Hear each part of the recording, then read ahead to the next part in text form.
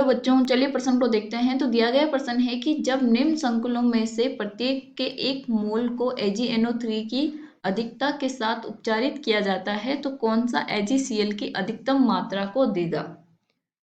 विकल्प हमें दिए गए हैं। विकल्प में हमें संकुल दिए गए हैं अलग अलग, और उनमें से हमें बताना है कि कौन सा संकुल है जो प्रत्येक एक मोल को अगर हम AgNO3 के अधिकता में उपचारित करें तो सबसे ज्यादा AgCl कौन देगा। तो उसके लिए सबसे पहले हम क्या लिखेंगे, मुख्य अवधारणा। मुख्य अवधारणा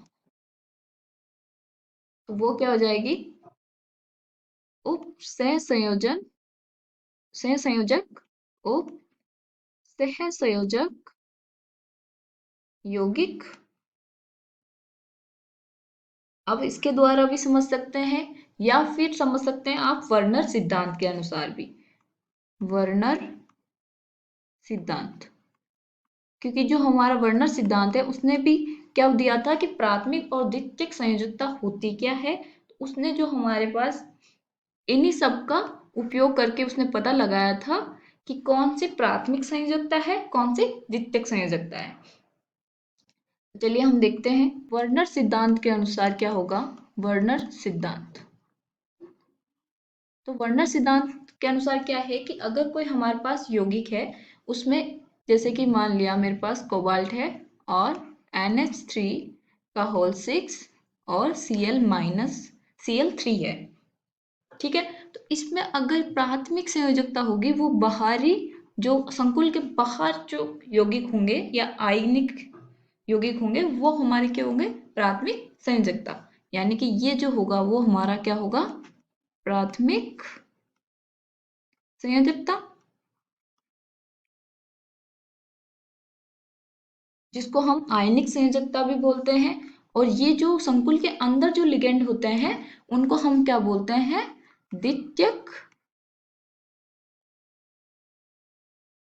संयोजकता, जो किसी के साथ अभिक्रिया नहीं करती। क्योंकि हमें पता है संकुल का मतलब ही होता है कि अगर हम उसको जल में डालें तो वो घुलनशील नहीं होता है। तो अगर इसको हम जल में डालेंगे तो क्या बनेगा, अगर H2O, तो क्या बनाएगा, ये संकुल जैसा है वैसा ही रहेगा, NH3 का होल 6 प्लस 3 प्लस 3Cl-।